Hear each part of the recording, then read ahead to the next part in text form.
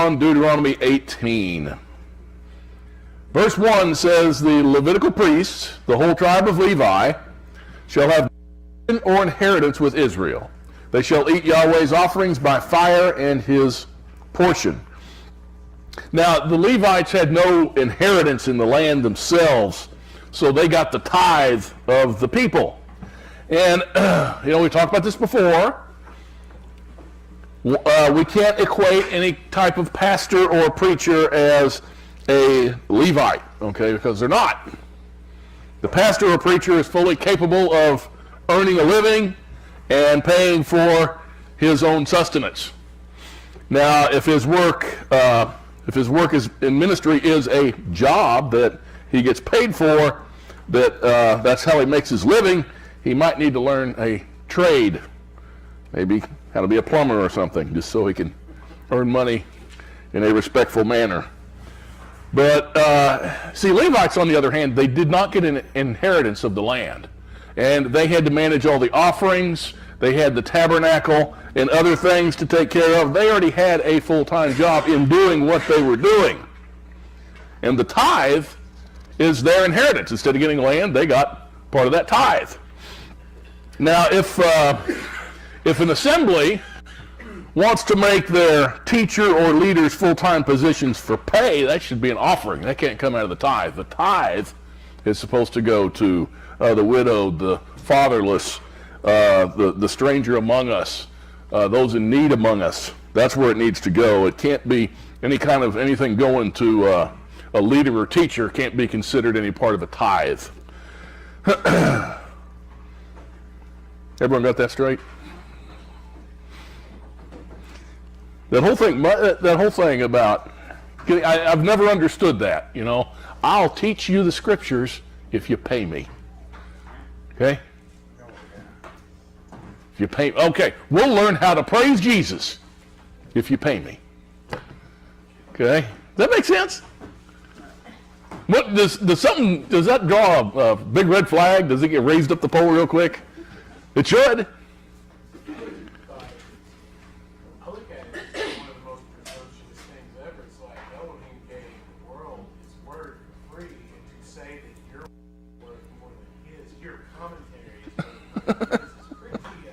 Pretty audacious. Yeah. Yeah, he gives us his word for free. Verses 2 through 4. And they shall have no inheritance among their countrymen. Yahweh is their inheritance, as he promised them. Now this shall be the priest's due from the people, from those who offer a sacrifice, either an ox or a sheep, of which they shall give to the priest the shoulder, and the 2 cheeks, and the stomach. You shall give him the first fruits of your grain, your new wine, and your oil, and the first shearing of your sheep. Okay, once again, the priests did not get an inheritance in the land. They get the first fruits of the harvest and choice portions of the other animals. That's what they get. And keep in mind, when they got to the land was given to them. Okay, and it was divided up and given to them. Not the Levites. They did not get that. Verse 5. For Yahweh your Elohim has chosen him and his sons from all your tribes to stand and serve in the name of Yahweh forever. So Elohim chose Aaron and his sons to serve as priests, and they're to stand and serve in the name of Yahweh forever. Now, it says forever. This command is forever. But when it comes to the Torah, substitution is allowed, and actually it was given in the original command. Originally, who was supposed to serve Elohim? The firstborn of all Israel. The firstborn were supposed to serve him. Why the firstborn? They're the ones that owe him more than anybody, because he didn't kill their firstborn. So these firstborn, he says, they're mine. They're going to serve me in this capacity. Torah does allow for substitutions. That even goes back to Abraham. Remember, he was going to offer his son up. Instead, Elohim substituted a ram for that particular offering. Elohim called the tribe of the Levites to be in this priestly service instead of the firstborn. That's very important. We see in Numbers 3, verses 12 and 13. Now, behold, I have taken the Levites from among the sons of Israel instead of every firstborn. So what was the priesthood supposed to be originally? The firstborn. That's correct. The first issue of the womb among the sons of Israel. So the Levites shall be mine. For all the firstborn are mine. On the day that I struck down all the firstborn in the land of Egypt, I sanctified to myself all the firstborn in Israel. From man to beast they shall be mine. I am Yahweh. Well, Yeshua is now our high priest. He is our high priest because he is the firstborn of all creation through the resurrection. Look in Colossians 1, starting at verse 15. We read, he is the image of the invisible Elohim, the firstborn of all creation. And Jehovah's Witnesses will try and tell you he's the first created, according to this passage. That's not what that means. And when they come to your door and interrupt your dinner and show you that passage, tell them, keep reading. For by him all things were created, both in heavens and on earth, visible and invisible, whether thrones or dominions or rulers or authorities, all things have been created by him and for him. And he is before all things, and in him all things hold together. He is also the head of the body, the assembly. He is the beginning, the firstborn from the dead. That's what that means. So that he himself might come to have first place in everything. So he is the firstborn of all creation. Now, what was the priesthood originally again? The firstborn. Now he's the high priest, according to the after the order of Melchizedek. Aaron was substituted for. The order of Aaron was now, the substitution has taken place. There is now the priesthood after the order of Melchizedek. Substitution is allowed. There's no Levites right now. None that we know of. That position is apparently going to be filled by all of Israel at the resurrection. We read Hebrews 12, verses 22 and 23. But you've come to Mount Zion, and to the city of the living Elohim, the heavenly Jerusalem, and to myriads of angels, to the general assembly and assembly of the firstborn who are enrolled in heaven, and to Elohim, the judge of all, and to the spirits of righteous men made perfect. So we're called the assembly of the firstborn, or the enrollment is already in the book of life. That means we will be a holy nation, a royal priesthood. In 1 Peter 2:9 we read, but you are a chosen race, a royal priesthood, a holy nation, a people for Elohim's own possession, that you may proclaim the excellencies of him who has called you out of darkness into his marvelous light. All this takes place according to Torah and according to the will of Elohim, which does not change. Any questions on that before we move on? See, it all fits. The whole thing, him being our high priest now. And when he does, right now we are a part of his priesthood. We are a part of his chosen nation. But we haven't reached what we're going to reach through the Father. Well, as being priest, what does that sort of give you a brief description? Servant of his. A direct servant of his.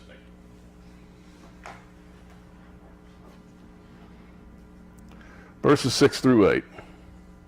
Now if a Levite comes from any of your towns throughout Israel where he resides, and comes whenever he desires to the place which Yahweh chooses, then he shall serve in the name of Yahweh his Elohim, like all his fellow Levites who stand there before Yahweh. They shall eat equal portions, except what they receive from the sale of their fathers' estates. Now, the inheritance from their fathers can be greater than just their portions from the tithe.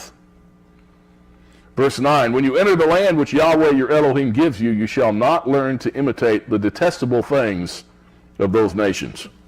We are not to imitate the pagan practices of other people. Unfortunately, that's what Christianity's done.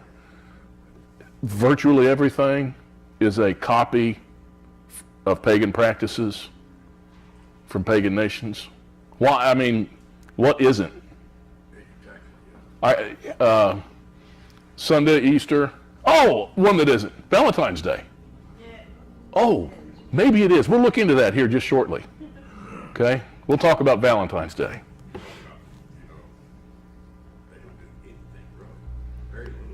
The sun god they worship. What's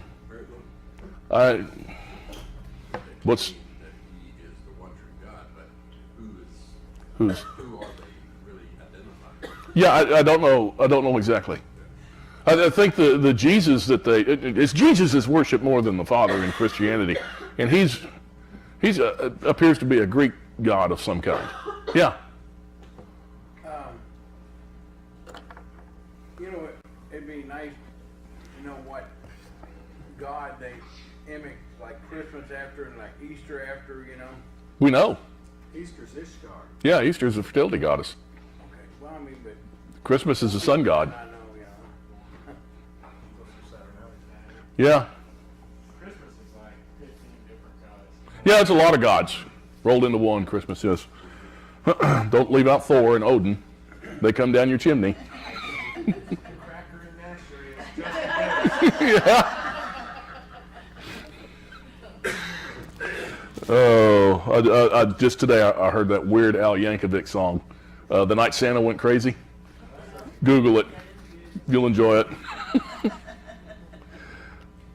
Verse 10: There shall not be found among you anyone who makes his son or his daughter pass through the fire, one who uses divination, one who practices witchcraft, or one who interprets omens, or a sorcerer, or one who casts a spell, or a medium, or a spiritist, or one who calls up the dead.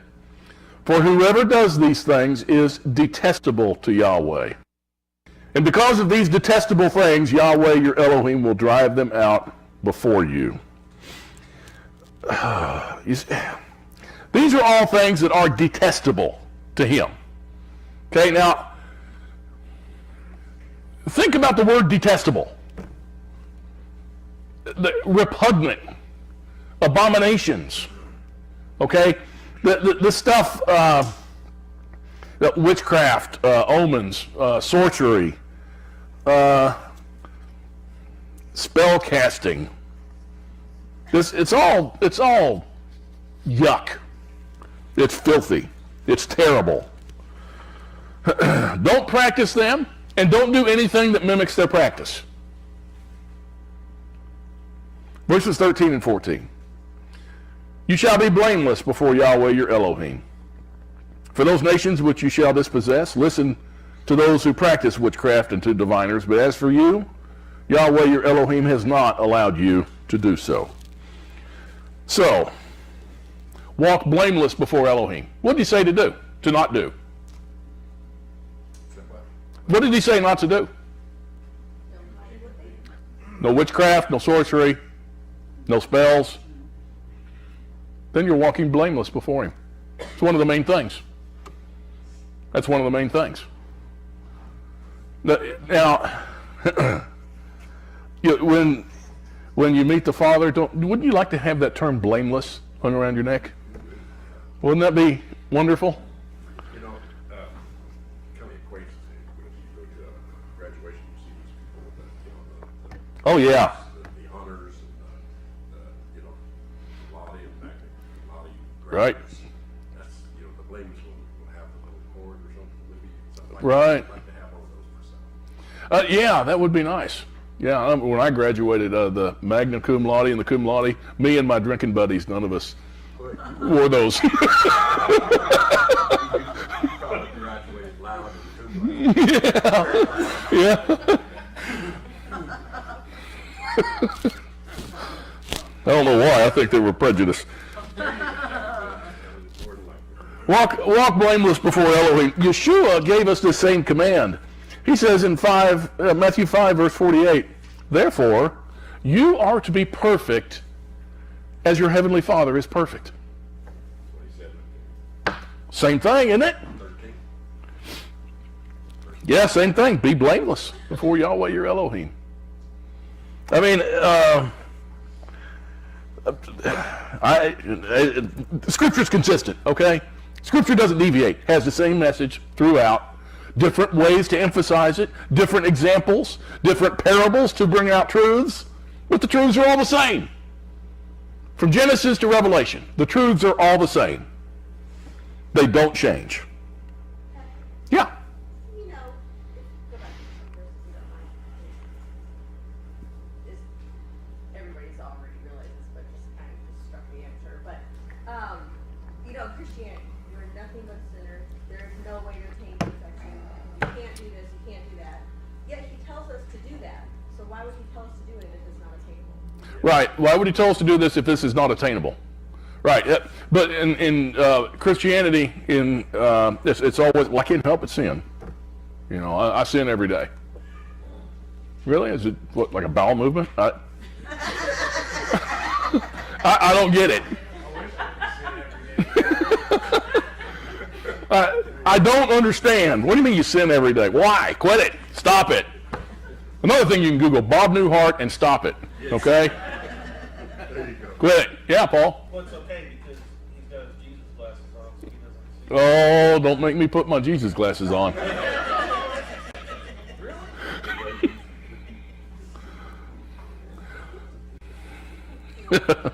This is yeah. Well, he raised his hand, so. This is once again, it's a Christian thing. Now go back, put your Christian hat on. You remember that most of y'all were raised in church. Most all of you were.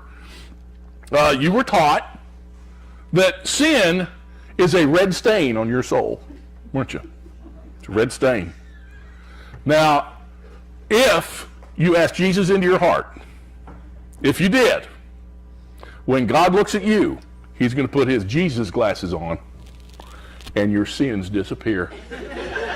I can't see your sins. Praise Jesus. I can't see it anymore. And if you were really good for Jesus, you sang in the choir or you were a deacon, he could put on his 3D Jesus glasses. And you were a super saint if you tithe to the preacher. We'll retire those for 2016, okay?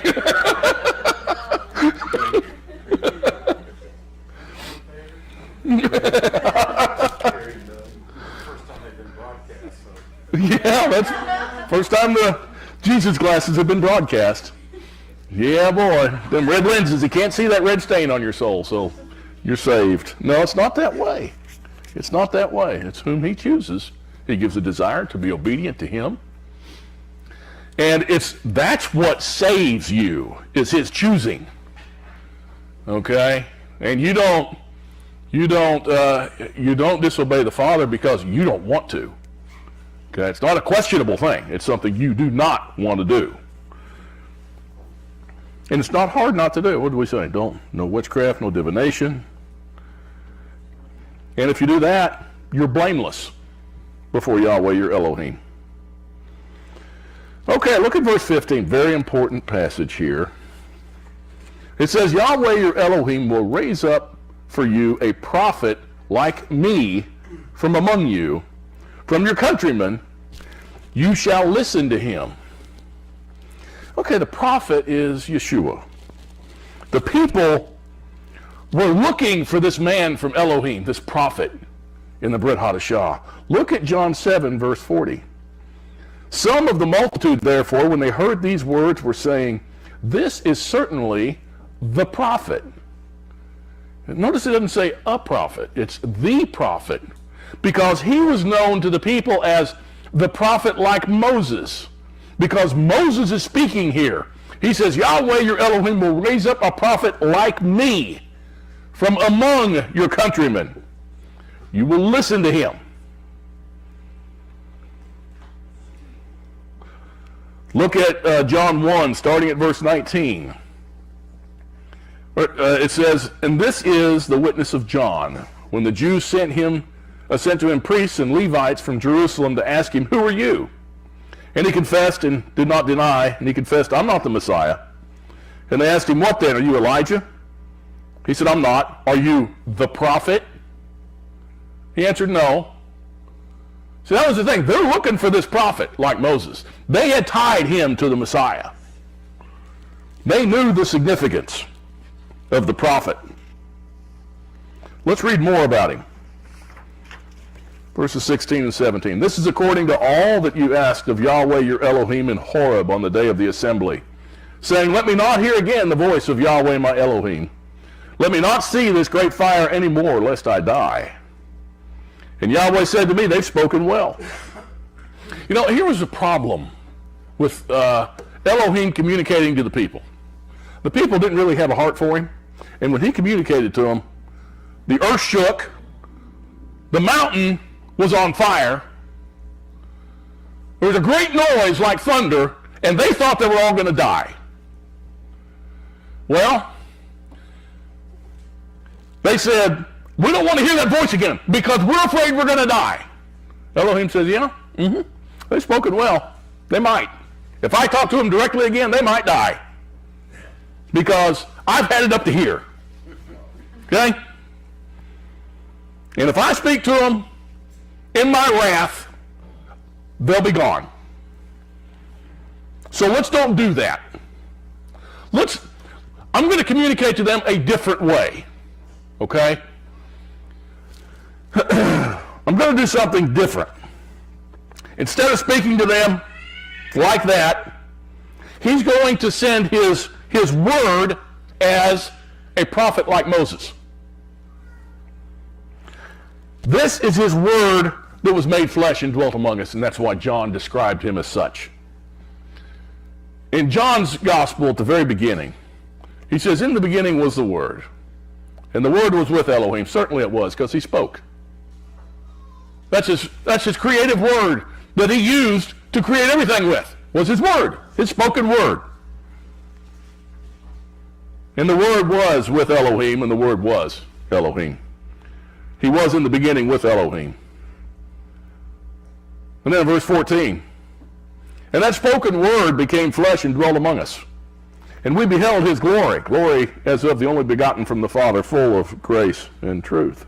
Do you see why he had to make his word come down and be flesh? Because he said, if I talk to him again, me directly, you guys may not survive. Matter of fact, you probably won't. Let's look at verse 18. I will raise up a prophet from among their countrymen like you, and I'll put my words in his mouth, and he shall speak to them all that I command him. The prophet will be raised up as an Israelite. The words of Elohim are going to be in his mouth, because that's what it says here. I'm going to put my words in his mouth. Well, read John 14, verse 10. Do you not believe that I am in the Father, and the Father is in me? The words that I say to you, I do not speak on my own initiative, but the Father abiding in me does his works. It's the works of the Father that we're speaking through Messiah, Yeshua. It wasn't him. Look at verse 19.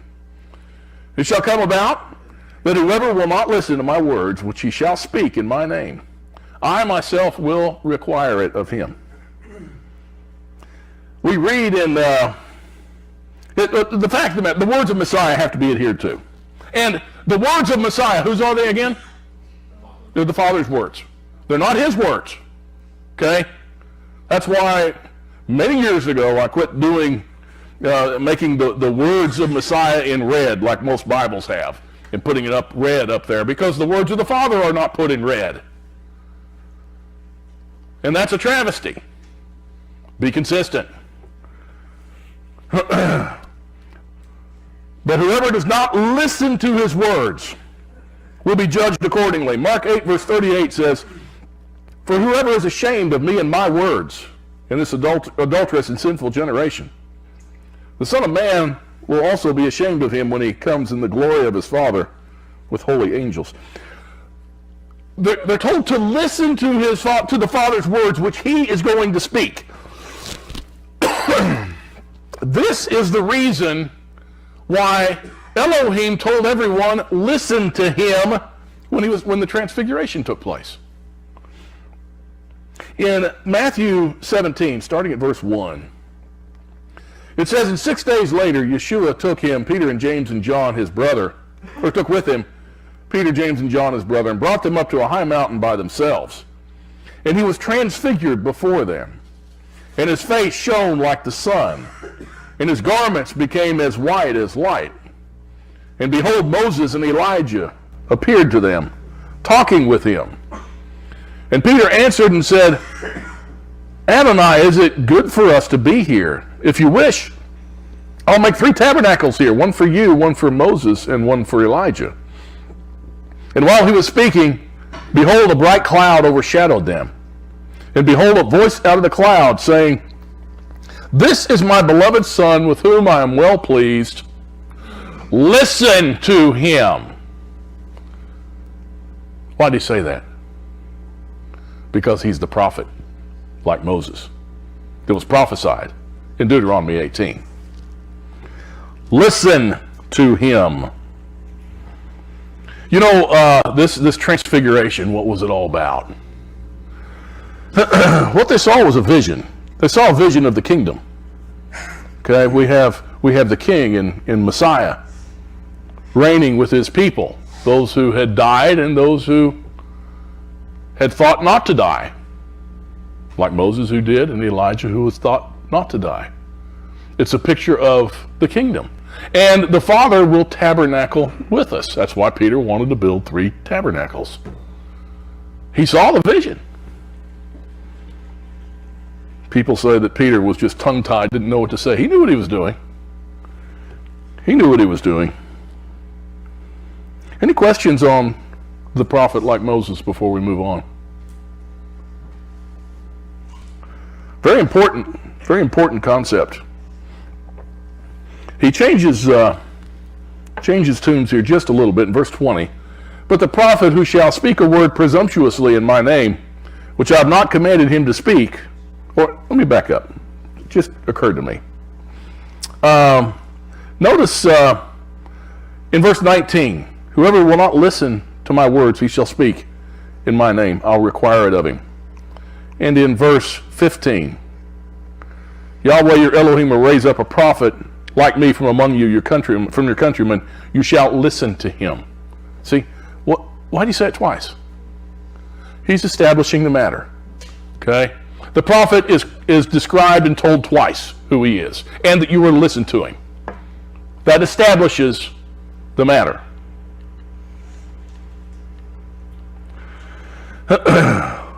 Verse 20 again. "But the prophet who shall speak a word presumptuously in my name, which I have not commanded him to speak, or which he shall speak in the name of other gods, that prophet shall die." The false prophet is one who speaks a word presumptuously in Elohim. It's not a man who misinterprets prophecy, or else how many millions of men would have been stoned to death? A lot would. But this is pertaining to the prophet who shall speak a word presumptuously in my name. Boy, you know, it's Christianity, I say they get a lot of things wrong, but it's a good thing.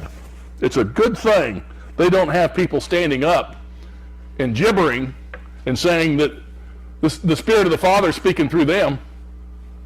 That's a good thing that they don't have that, isn't it? Yeah, right. And that's a good thing, because he says those guys, whoo! He says those prophets should die. Yeah, that's a good thing we don't ever see that. That doesn't happen. This is to happen even if the people don't stone him or her. It could happen too. We read in Jeremiah 28, starting at verse 15. "Then Jeremiah the prophet said to Hananiah the prophet, Listen now, Hananiah, Yahweh has not sent you, and you have made this people trust in a lie. Therefore, thus says Yahweh, Behold, I'm about to remove you from the face of the earth. This year you're going to die because you have counseled rebellion against Yahweh." So Hananiah the prophet died in the same year, in the 7th month. Well, probably didn't quite make the feast days. Verses 21 and 22 of Deuteronomy 18. "And you may say in your heart, How shall we know the word which Yahweh has not spoken? When a prophet speaks in the name of Yahweh, if the thing does not come about or come true, that is the thing which Yahweh has not spoken. The prophet has spoken it presumptuously. You shall not be afraid of him. Well, that's how you tell if a prophet is really from Elohim, if what he says comes true or not. Keep in mind, a prophet, we may think that it's a lofty title, and it is, but when you speak of the Father's ways and of his Torah, you're a prophet. Okay? That doesn't mean you're going to know all and see all and know which horse to bet on in the fifth. It has nothing to do with that nonsense. That means you're speaking the words of the Father. Yeah? Pastor, didn't it also say, if a man says something and it does come to pass, but he tells you to follow other gods, then Yes. He also says, he says, and it's in Deuteronomy, he also says, if a man does say something will happen and it does come true, and he tries to lead you to follow other gods, that's Elohim's testing you.